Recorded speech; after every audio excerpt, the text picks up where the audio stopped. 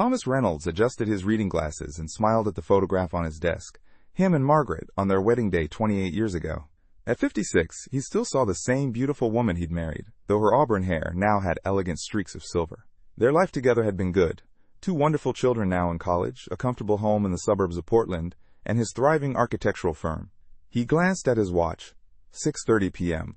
Margaret's text said she'd be working late again at the law firm, where she'd been office manager for 15 years.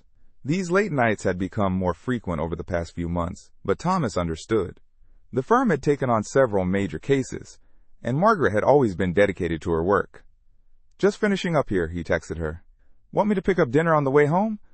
3 dots appeared, then disappeared, then reappeared.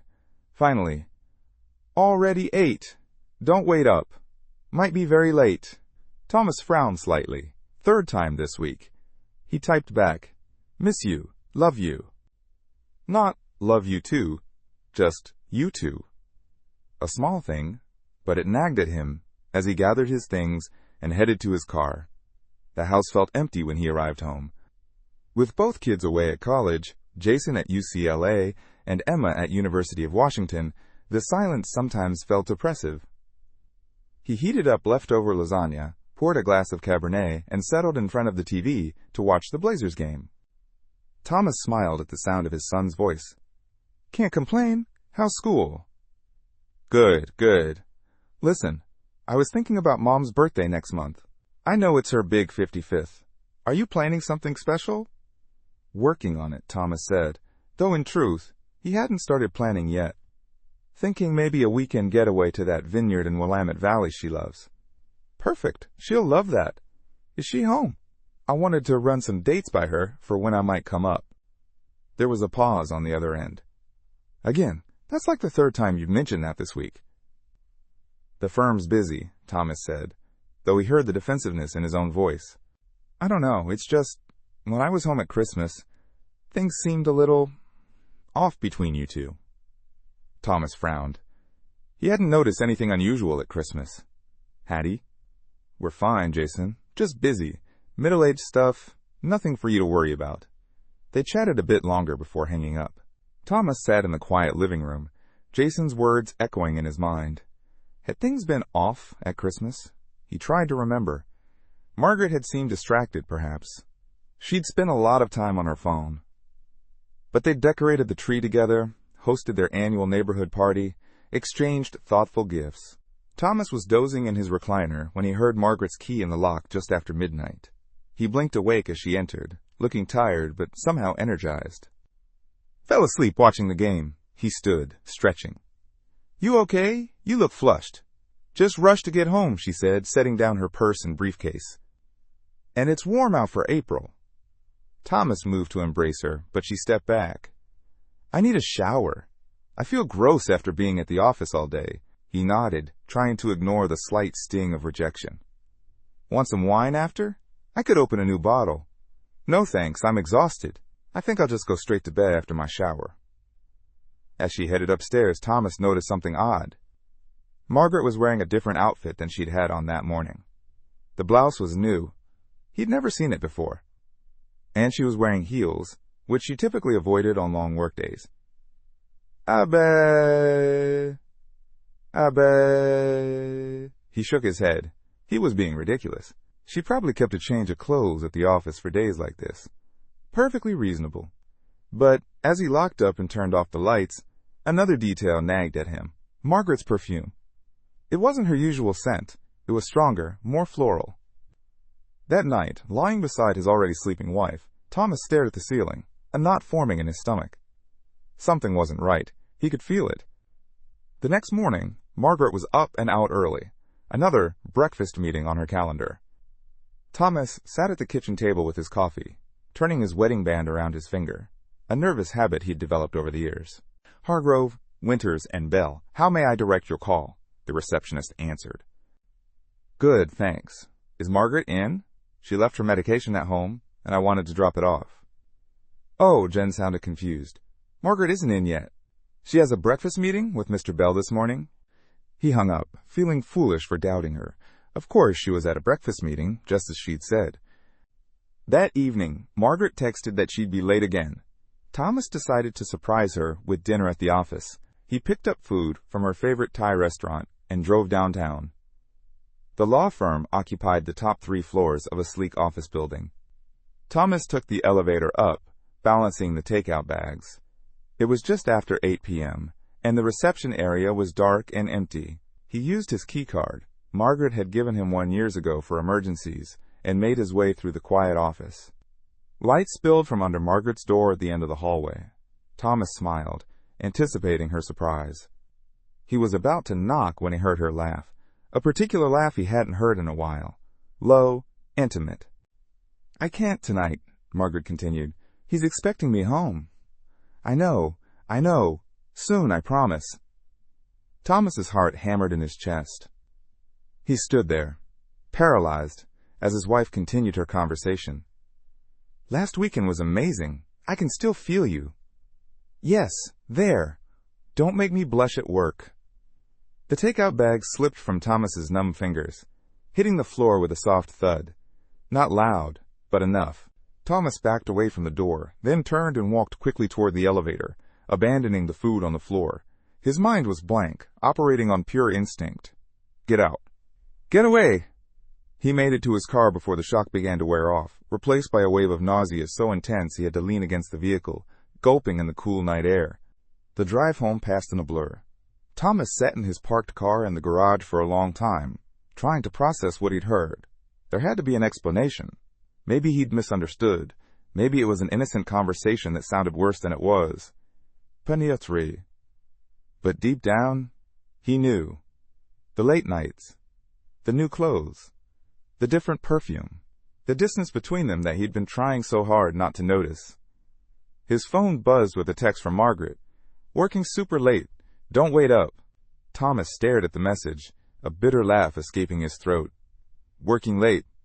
Right. He went inside and poured himself a generous scotch, then another.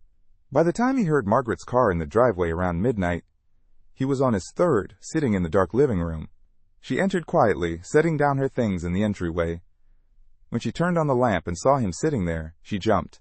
He looked at her, really looked at her. Her lipstick was freshly applied. Her hair had been recently brushed. She'd made herself presentable before coming home. "The man you were talking to in your office tonight.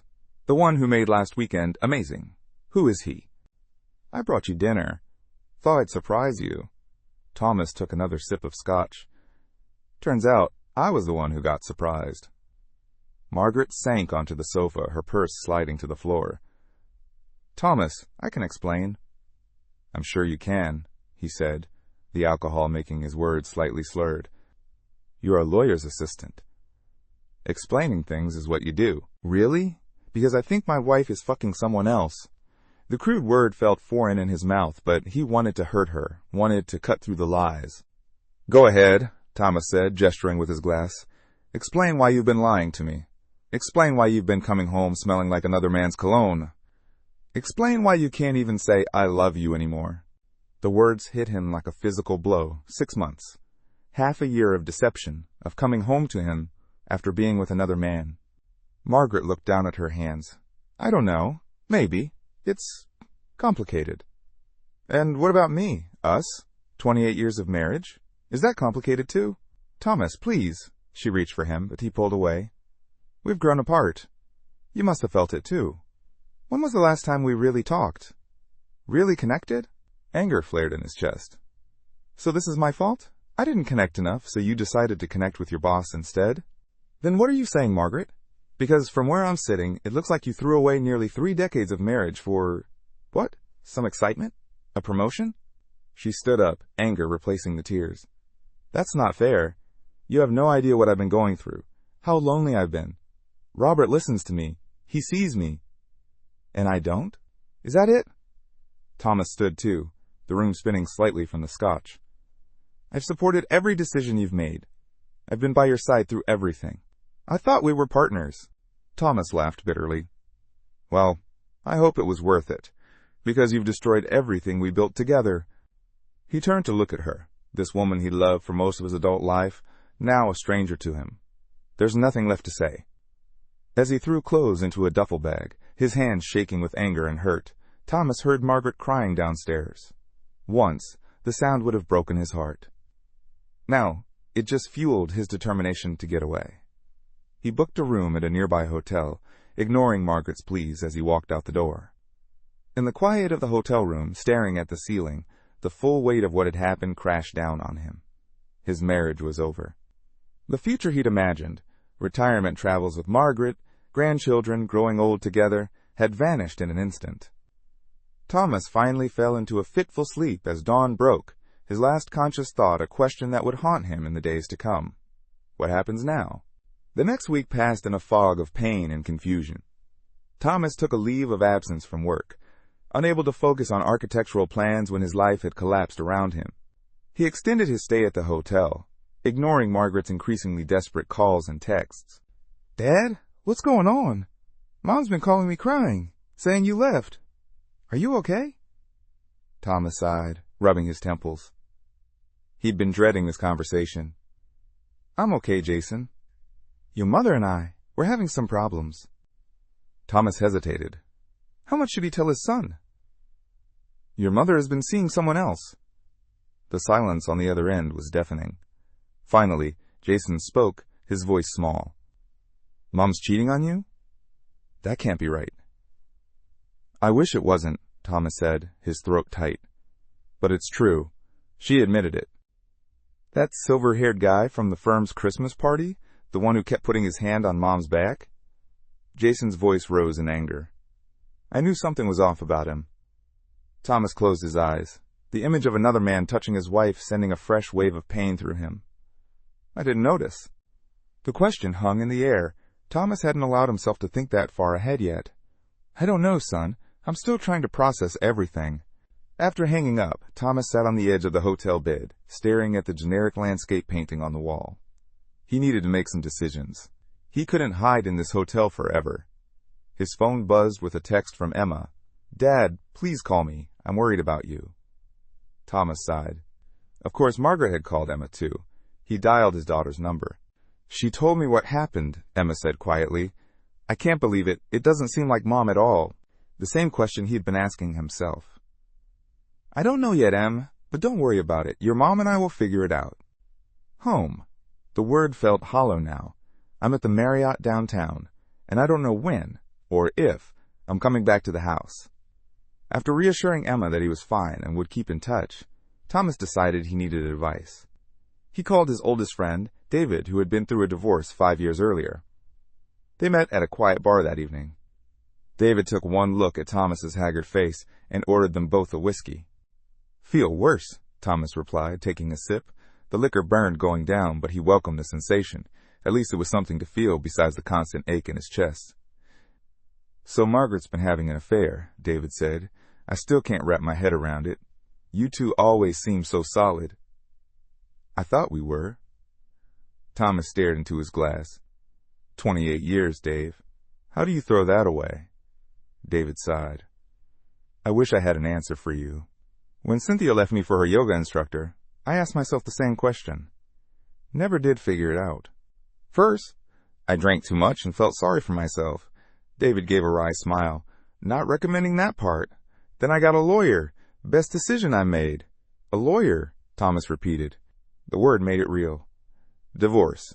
The end of his marriage. Deso. You need to protect yourself, Tom. Even if you're not sure what you want yet, you need to know your options. David's expression softened.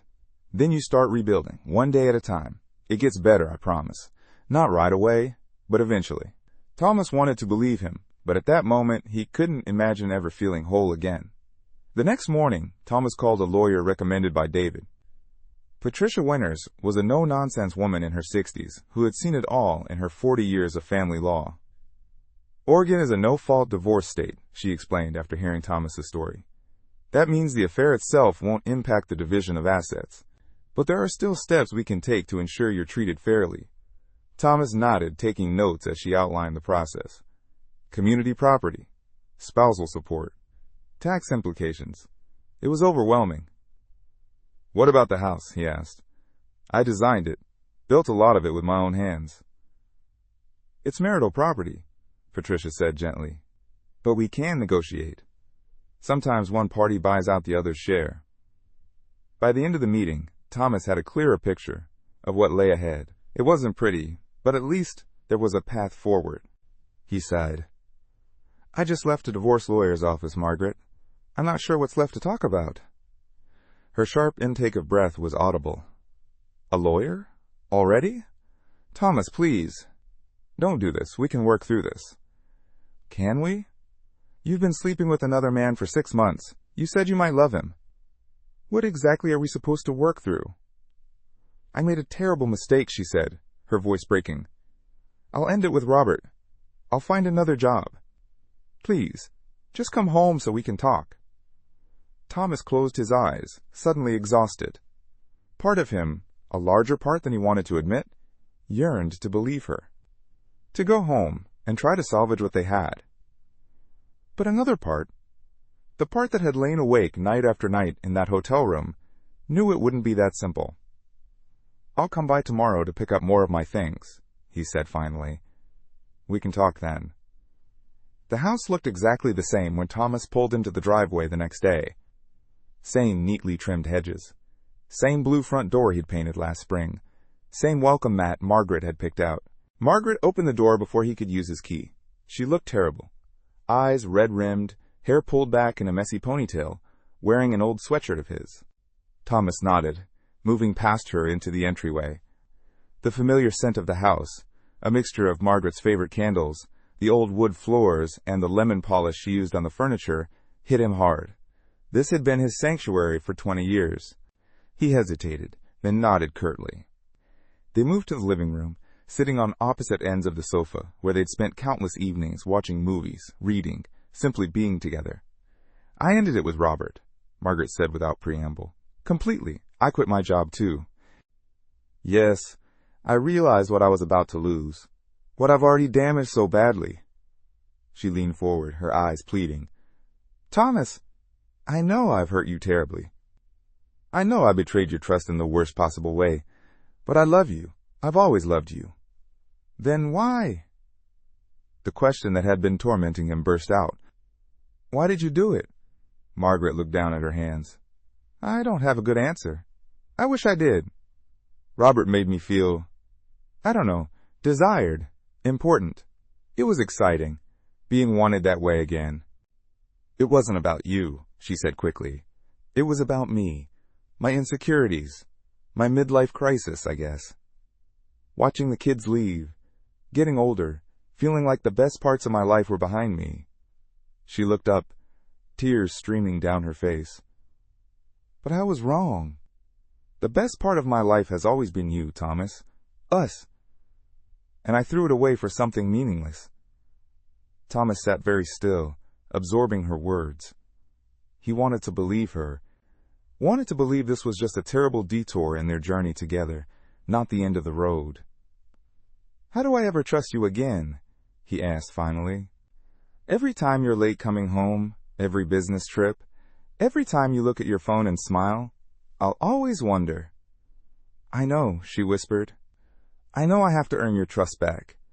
And I will, if you'll give me the chance. Therapy, complete transparency, whatever it takes. Thomas stood up, needing to move, to think. He walked to the mantel, looking at the family photos displayed there. Their wedding day. Jason's high school graduation. Emma's first dance recital. A lifetime of memories. I don't know if I can do it, Margaret, he said honestly. I don't know if I can get past this. Please try, she said, her voice breaking. For 28 years. For our children. For everything we've built together. Please just try. Thomas turned to look at her, this woman who had been the center of his world for so long. The woman who had shattered his heart. I need more time, he said finally. I can't make this decision right now. She nodded, wiping her tears. I understand. Take all the time you need. I'll be here. Thomas went upstairs to pack more clothes. In their bedroom, the room they'd shared for 2 decades, he paused, looking at the king-sized bed where Margaret had slept alone these past nights, where she'd slept with him for years before that, curled against his side. He grabbed clothes quickly, not wanting to linger.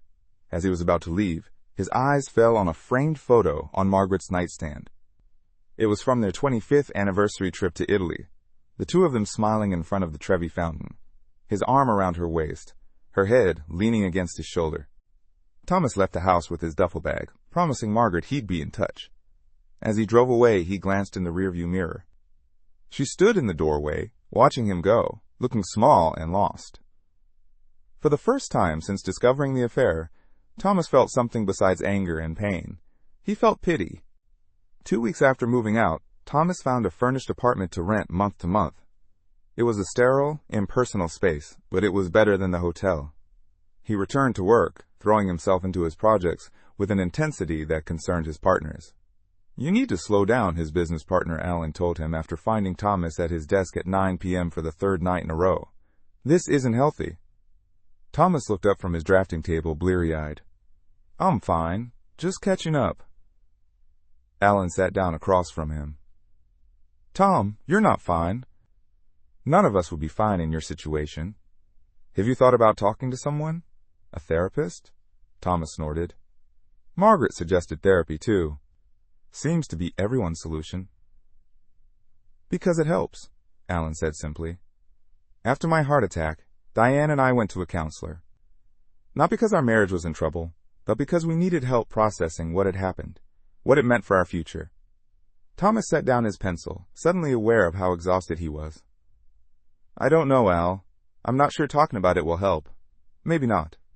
But what you're doing now, working yourself to death, avoiding the decision, that's definitely not helping." Thomas knew Alan was right. He was in limbo, unable to move forward with divorce proceedings, but equally unable to consider reconciliation. Meanwhile, Margaret texted daily, not pushing, just letting him know she was thinking of him, that she was starting therapy herself, that she missed him. Each message was like picking at a scab, preventing the wound from healing. The next day, Thomas called a therapist recommended by his doctor. Dr. Elaine Chen had a calm, straightforward manner that put him at ease almost immediately. "So your wife had an affair with her boss," she summarized after Thomas explained the situation.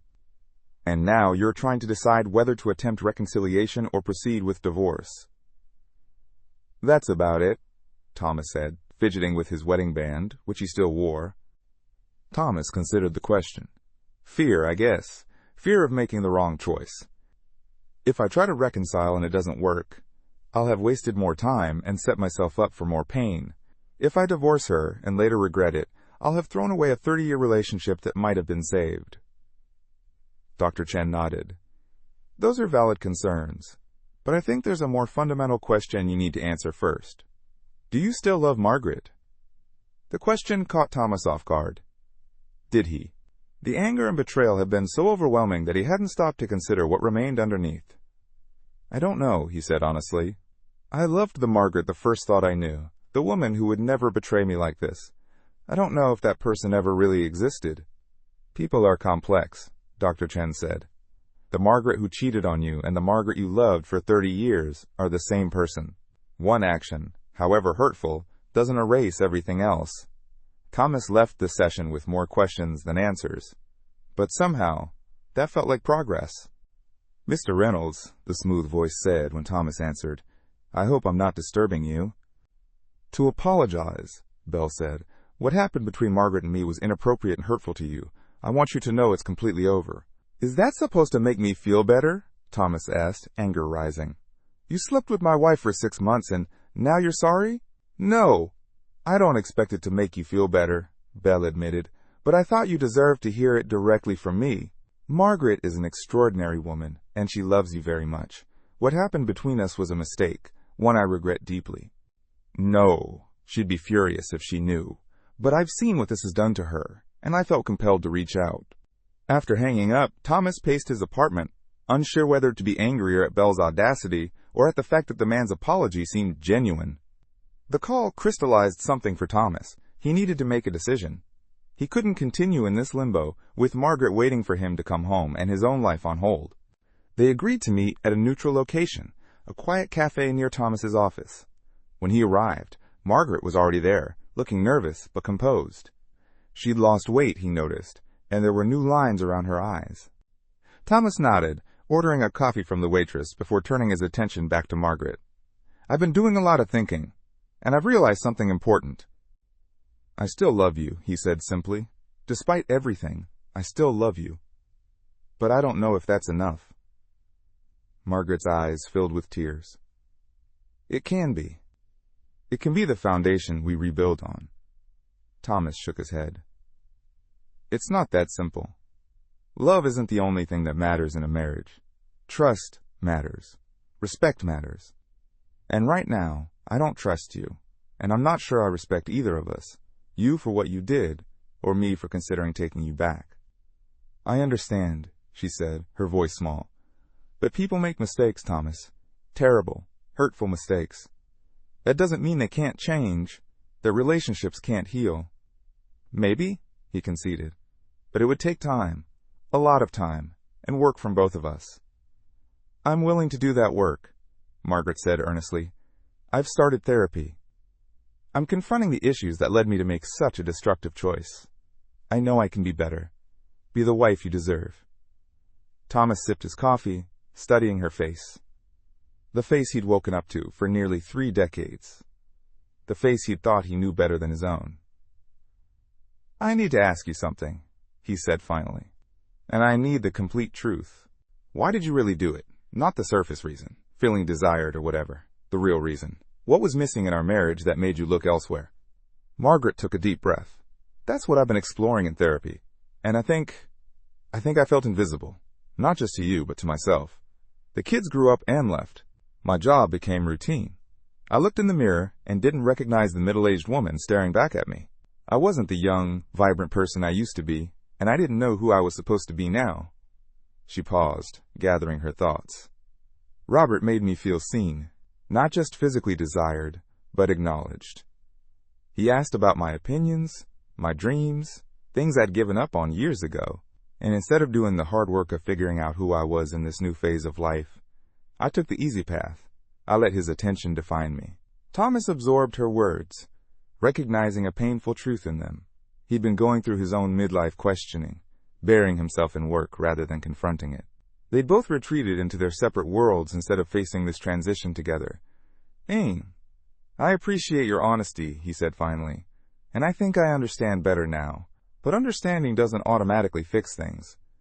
I know, she said. I know we have a long road ahead, but I'm asking you to take that journey with me. To at least try. Thomas looked at this woman who had been his partner for most of his life. The mother of his children. The person who knew all his flaws and had loved him anyway, until she didn't, or at least not enough. Could they find their way back to each other? Or would they be better off apart, starting new chapters separately? The relief on Margaret's face was palpable. That's all I'm asking for. A chance. As Thomas walked back to his office, he felt lighter somehow, not because he'd made a decision, but because he'd finally acknowledged the possibility that there might be a path forward, whatever that path might be. That evening, he called his children to update them. Both were supportive, though Jason remained angry at Margaret. I don't know how you can even consider taking her back, he said. If Alicia did that to me, I'd be gone. It's different when you've built a life with someone for 30 years, Thomas tried to explain. It's not simple. Thomas sighed. I hope you never have to find out how complicated these things really are. Emma, always the more empathetic of his children, had a different perspective. I'm not excusing what Mom did, she said, but I can kind of understand it. Not the affair part, but the feeling lost part. I'm only 20, and sometimes I freak out about who I'm supposed to be. I can't imagine what that's like at her age. The conversation with his children clarified something for Thomas. Whatever he decided, it had to be for himself, not for them. They would adjust, either way. Over the next few weeks, Thomas continued therapy with Dr. Chen, who helped him navigate his conflicting emotions. He also began meeting Margaret regularly for coffee, for walks, once even for dinner. They talked more openly than they had in years, about their marriage, their individual struggles, their hopes and fears. I miss us, Margaret said during one of these conversations. Not just since the affair, but for years before that. We stopped really seeing each other. Thomas nodded, recognizing the truth in her words. We got comfortable, took each other for granted. That's not an excuse for what I did, she added quickly. Nothing excuses that.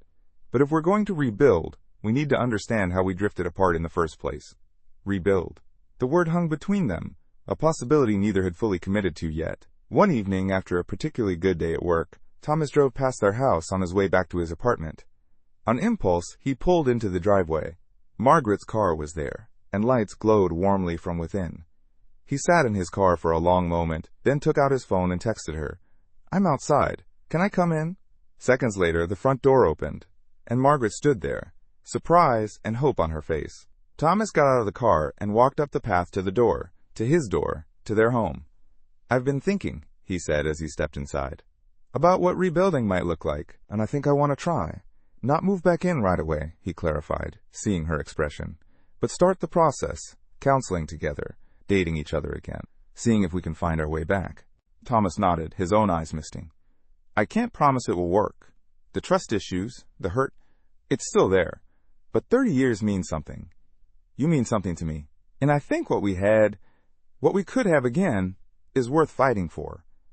Margaret stepped forward hesitantly, then wrapped her arms around him. Thomas stiffened momentarily before returning the embrace. It felt both familiar and strange, like coming home to a house that had been rearranged in his absence. "Thank you," she whispered against his chest. "I won't let you down again, I promise." Thomas didn't respond. Promises had been broken before. Only time would tell if they could rebuild what had been shattered.